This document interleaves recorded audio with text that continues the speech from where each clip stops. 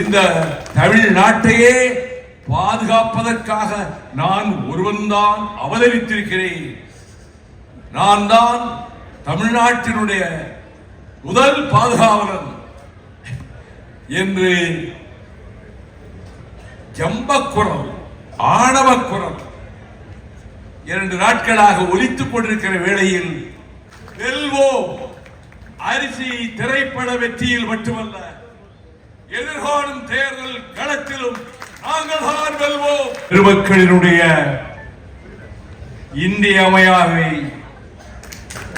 உழவு ஏறும் அதிகாரத்தில் அருங்குரல் பாக்களாக தந்த சென்னா போதார் திருவள்ளுவ பெருந்தகையின் பெயரால் முத்தமிழ் அறிஞர் டாக்டர் கலைஞர் அவர்களால் நிர்மாணிக்கப்பட்ட எழில் குலுங்கும் வள்ளுவர் கோட்டத்தில் பராசக்தியும் மனோகராவும் அதனைத் தொடர்ந்து எண்ணற்ற திரை காவியங்களையும் தந்து கலை உலகில் அழியாத புகழை பெற்று இமயத்தின் சிகரமாக கால கல்வெட்டாக திகழ்கிற அண்ணன் கலைஞர் அவர்களால் வாரிக்கு பார்க்கப்பட்டவர்கள்தான் நடிகர் திலகமாகட்டும், மக்கள் திலகமாகட்டும், ஜொலிக்கும் நட்சத்திரங்களை உருவாக்கி தந்த அந்த தலைவன் எழுப்பிய இந்த வியத்தகு மாளிகையில்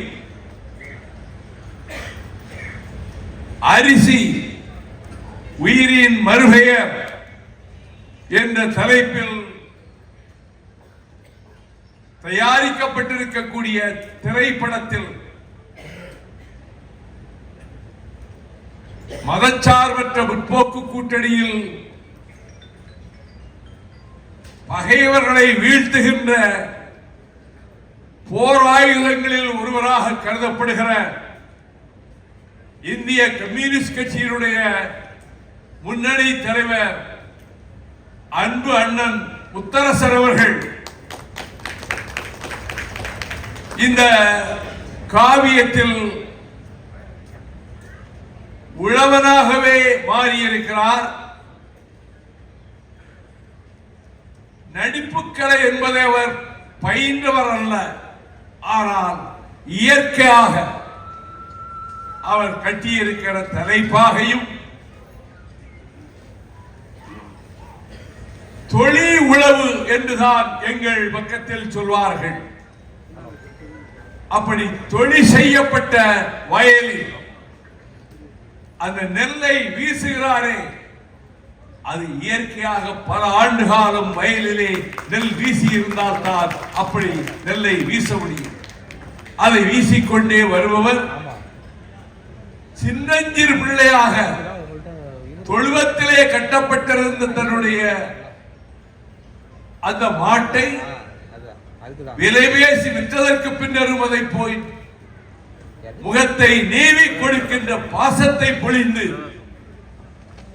எல்லை காக்கும் ராணுவத்தில் படை வீரராக உதவி நாட்டை காக்க படையில் சேர்ந்தேன், இந்த மண்ணை காக்கவும் வேளாண் பெருமக்களின் உரிமைகளை காக்கவும் நான் களத்திலே நிற்கிறேன் என்று நான் மதித்து வருகிற எண்ணற்ற வெள்ளித்திர நட்சத்திரங்களின் பெயர்களை அடுக்கிக் கொண்டே போகலாம். அந்த வரிசையில் ஒரு குணச்சித்திர நடிகராகவும் ஆவேசத்தை வெளிப்படுத்தி எதிரிகளோடு மோதுகிற காட்சிகளில் தத்ரூபமாக அப்படிப்பட்ட வீர செயல்களை புரிகின்றவராகவும் இன்னும் திரையுலகில் உன்னதமான இடத்தை பெறுகின்ற பிரகாசிக்கக்கூடியவரான என் கிராமத்துக்கு பக்கத்து ஊரிலே இருந்து வந்து இந்த கலை உலகிலே முத்திரை பதித்து வருகிற ஆறுயிர் சகோதரர் தாமரைக்கனி அவர்களே, சமுத்திரக்கனி அவர்களே, இந்த நிகழ்ச்சிக்கு வந்து பெருமை சேர்த்திருக்கின்ற தமிழக அரசினுடைய துணை முதலமைச்சர், இளைஞர் பட்டாளத்தை வார்ப்பித்து வழிநடத்தி வருகிற எதிர்வரும் தேர்தல் களத்தில் பகைவர்களை வீழ்த்துவதற்கு இப்பொழுதே சல்லடம் கட்டிவிட்ட பாசமிகு சகோதரர் உதயநிதி ஸ்டாலின் அவர்களே, இந்த மேடையிலே அமர்ந்திருக்கின்ற அரசியல் இயக்கங்களினுடைய தலைவர்களே, திரையுலக இயக்குநர்களே, செம்படை வீரர்களே, செய்தியாளர்களே, தொலைக்காட்சி ஊடக நண்பர்களே, கலை உலகில் பிரவேசித்திருக்கிறார் அண்ணன் முத்தரசன் அவர்கள். எந்த பயிற்சியும் முன் அனுபவமும் கிடையாது. ஆனால் அந்த கதாபாத்திரமாகவே மாறிவிட்டார் என்பதை ஒரு சில நிமிடங்களிலேயே உணர முடிந்தது. இந்த மண்ணுக்கு போராடி கண்ணீர் சிந்தி, வியர்வை சிந்தி, ரத்தம் சிந்தி, வாழ்க்கையே போராட்ட களங்களாக்கி கொண்ட தீராதி தீரர்கள் இந்த அரங்கத்திலும் நாடெங்கும் இருக்கின்ற போது இந்த தமிழ்நாட்டையே பாதுகாப்பதற்காக நான் ஒருவன்தான் அவதரித்திருக்கிறேன். நான் தான் தமிழ்நாட்டினுடைய முதல் பாதுகாவலன் என்று ஜம்பக்குரல், ஆணவக்குரல் 2 நாட்களாக ஒலித்துக் கொண்டிருக்கிற வேளையில் உண்மையாக இந்த மண்ணை காக்கின்ற போர்ப்படை வீரர்கள் தான் இந்த மேடையிலும் எதிரிலும் அமர்ந்திருக்கக்கூடியவர்கள் என்பதை நான் நினைவுபடுத்தி, அரிசி திரைப்படத்தில் சிம்பனி இசை வைத்து உலக புகழ் பெற்றாரே அண்ணன் கலைஞரால் இசைஞானி என்று பெயர் சூட்டப்பட்ட அந்த மாமேதையினுடைய தயாரிப்பிலே அவர் அமைத்து தந்த இசை பாடல்கள் இதயத்தை கவர்வதாக அமைந்திருக்கின்றன. இந்த திரைப்படம் விரைவில் வெளிவரும் என்று நான் அறிந்தேன். அது மக்களின் ஆதரவை பெறும் என்று நான் நம்புகிறேன். விவசாய மக்களுக்கு, உழவர் பெருங்குடி மக்களுக்கு ஒரு அரிசிதான் உலகத்தை காப்பாற்றுகின்ற உயிர்கருவி என்ற தத்துவத்தை தருகின்ற இந்த காவியம், திரை காவியம் மகத்தான வெற்றி பெறுவதற்கு தமிழகத்திலே வாழ்கிற கோடானு கோடி விவசாய பெருமக்கள், நான் திரைப்படங்களை பார்க்க வாருங்கள் என்று எந்த மேடையிலும் இதுவரை நான் விழித்ததில்லை. ஆனால் மண்ணை நம்பி, கலப்பையை நம்பி, கமலையை நம்பி, விதைக்கும் விதைகளை நம்பி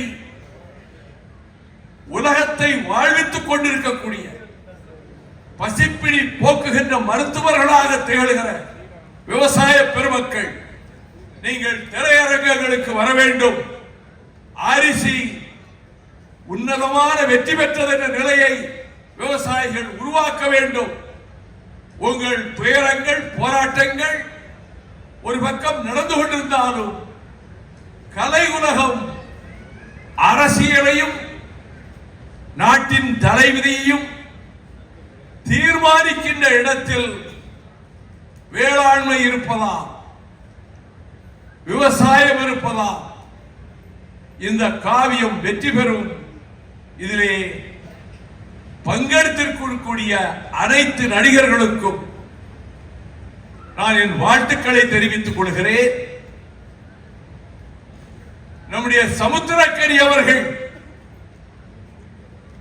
இன்னும் உயர்ந்த விருதுகளை அவருடைய திரைப்படங்களின் மூலமாக, முதல் திரைப்படம் அவர் நடித்த திரைப்படத்தை பார்த்துவிட்டு அவர் ஒரு காவல்துறை அதிகாரியாக வந்து ட்ரெட்மில்லிலே அவர் அந்த நடை போட்டுவிட்டு கீழே இறங்கிய காட்சியை பார்த்துவிட்டு, யார் இந்த மனிதன், புதிதாக சினிமா உலகத்துக்கு வந்திருக்கிறாரே, இவரிடம் அசாத்தியமான திறமை இருக்கிறது என்ற உணர்வோடு அவரை சந்தித்த போது சொன்னார், உங்கள் கிராமத்துக்கு பக்கத்து கிராமத்தை சேர்ந்தவன்.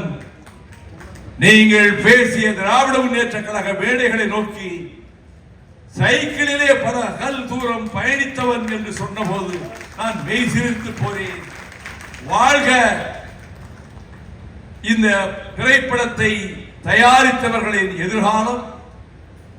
சமுத்திரக்கனி அவர்கள் புகழ் பெருக, இயக்குனர் இன்னும் பல காவியங்களை தயாரிக்க வாய்ப்புகள் பெருக, இந்த நிகழ்ச்சியில் கலந்து கொள்ளக்கூடிய வாய்ப்பை தந்த என்னை உயிராக நேசிக்கிற அண்ணன் முத்தரசன் அவர்களுக்கும் என் பாராட்டுக்களையும் வாழ்த்துக்களையும் தெரிவித்து, வெல்வோம் அரிசி திரைப்பட வெற்றியில் மட்டுமல்ல, எதிர்காலம் தேர்தல் களத்திலும் நாங்கள் தான் வெல்வோம் என கூறி விடைபெறுகிறேன். நன்றி, வணக்கம்.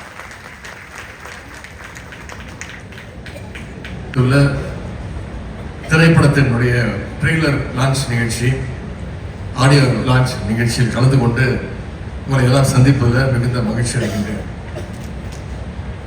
முதல்ல இந்த திரைக்குழுவினருக்கு நம்முடைய பாராட்டுக்களை நான் தெரிவிச்சுக்கிறேன். ஏன்னா பொதுவாக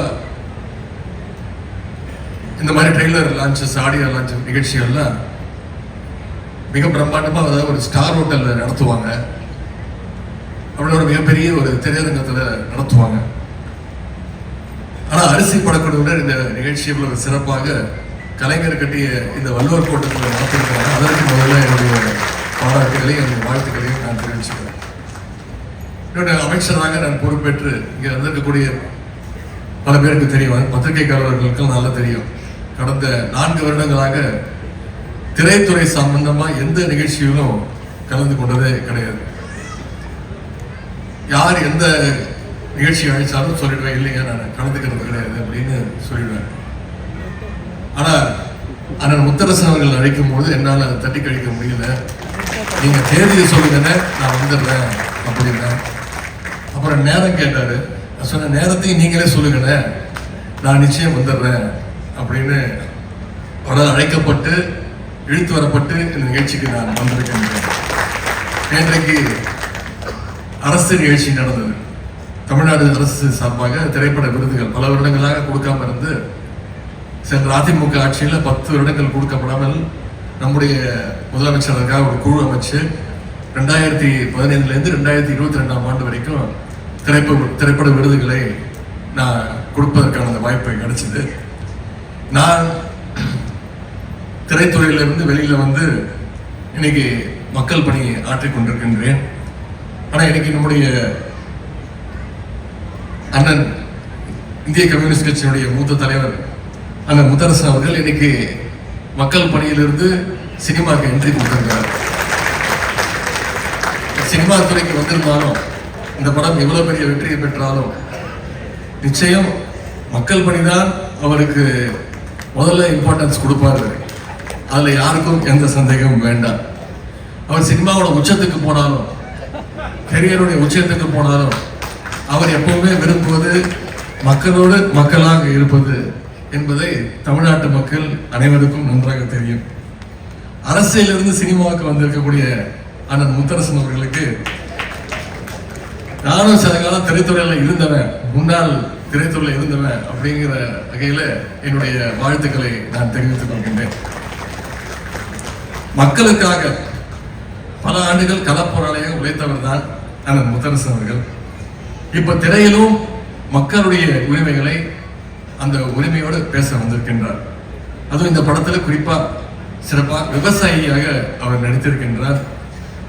அந்த போஸ்டர், இந்த ட்ரெய்லர், பாடல்களை எல்லாம் பார்க்கும் பொழுது இயல்பிலேயே ஒரு விவசாயிங்கிறதுனால விவசாயியாக நடித்திருக்கிறார் என்று சொல்வதை விட ஒரு விவசாயியாக அவர் வாழ்ந்திருக்கிறார் என்று சொன்னால் நிச்சயம் அது உங்களால் ஏற்றுக்கொள்ள முடியும். ஆனால் முத்தரசன் மட்டுமல்ல, இங்கே சமுத்திரக்கனி அவர்களும் கம்யூனிஸ்ட் கொள்கைகளை உணர்ந்தவர், அதை தொடர்ந்து பேசக்கூடியவர். விவசாயிகளுடைய உரிமைக்காக கம்யூனிஸ்டுகள் களத்தில் இறங்கினா நிச்சயம் அது எப்பவுமே வெற்றி பெற்றிருக்கிறாங்க.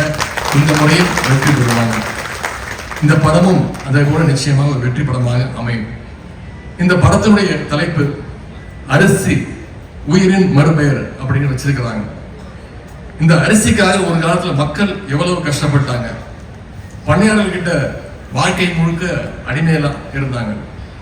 காலமெல்லாம் வயல்லையே வேலை பார்த்தாலும் அவங்களுக்கு ஒரு நேர சாப்பாட்டுக்கு கூட வழி இல்லாம இருந்துச்சு. அப்படிப்பட்ட விவசாய தொழிலாளருடைய உரிமைக்காக களத்தில் இறங்கி கம்யூனிஸ்டுகள் இதுவரைக்கும் எத்தனையோ போராட்டங்களை நடத்தியிருக்கிறாங்க. அதுல வெற்றியும் கண்டிருக்கிறாங்க. அதனால டாக்டர் கலைஞர் அவர்கள் அடிக்கடி சொல்வார், நான் மட்டும் தந்தை பெரியார் அவர்களையும் அண்ணாவையும் என்னுடைய வாழ்க்கையில நான் சந்திக்காம இருந்ததுன்னா நானும் ஒரு கம்யூனிஸ்ட் தொழிலாக மாறிவிட்டேன் அப்படின்னு கலைஞர் அடிக்கடி சொல்வார். அப்படிப்பட்ட கலைஞர் அவர்கள் தான் 1969 ஆட்சி பொறுப்பு வந்ததுக்கு பிறகு ஏழை எளிய மக்களுக்கு அரிசி கிடைப்பதற்கான எல்லா வழிகளையும் செஞ்சு கொடுத்தார். ஒருபடி அரிசிக்காக யாரும் இன்னொருத்தர் வீட்டு வாசல்ல போய் நீ காத்து நிற்க கூடாதுன்னு அந்த நிலைமையை தமிழ்நாட்டில் ஏற்படுத்தியவர் டாக்டர் கலைஞர் அவர்கள். சொல்லணும்னா 2006 சட்டமன்ற தேர்தல் பொழுது கலைஞர் அவர்கள் ஒரு தேர்தல் வாக்குறுதி கொடுத்தார். 2 ரூபாய்க்கு 1 கிலோன்னு முதல்ல அறிவிச்சவர் அவர் தான். அந்த காலத்தில் மக்கள்கிட்ட மிகப்பெரிய ஒரு வரவேற்பை பெற்றுச்சு. ஏன்னா அந்த காலத்துல பல குடும்பங்களுக்கு அரிசி சோறுங்கிறது மிகப்பெரிய ஒரு கனவாக இருந்துச்சு. அந்த கனவை நினைவாக்கியவர் டாக்டர் கலைஞர் அவர்கள். பின்னாடி அந்த 2 ரூபாயை 1 ரூபாயாவும் அவர் குறைச்சாரு. அதோட அடுத்த கட்டமாக தான் இன்னைக்கு விலையில்லா அரிசியும் வந்திருக்கு. மக்களுடைய அடிப்படை தேவையான இந்த அரிசி பிரச்சனையை போக்கியவர் டாக்டர் கலைஞர் அவர்கள். எனவே அந்த வகையில விவசாயிகள் உரிமைக்கான இந்த படம் நிச்சயம் வெல்லும் அப்படின்ற அந்த நம்பிக்கை எனக்கு இருக்கின்றது. அண்ணன் முத்தரசன் அவருடைய அரசியல் களப்பணியும் அதே போல கலைப்பணியும் மேன்மேலும் சிறக்கட்டும்னு உங்க அனைவரும் சார்பாக நான் வாழ்த்துகின்றேன். இந்த திரைப்படத்துடைய தயாரிப்பாளர்கள், கலைஞர்கள், இயக்குனர், தொழில்நுட்ப கலைஞர்கள் அனைவருக்கும் நம்முடைய அனைவரின் சார்பாக என்னுடைய வாழ்த்துக்களை கூறி இந்த சிறப்பான வாய்ப்பை ஏற்படுத்தி கொடுத்த அண்ணன் முத்தரசன் அவர்களுக்கு என்னுடைய நன்றியை தெரிவித்து விடைபெறுகின்றேன். நன்றி, வணக்கம்.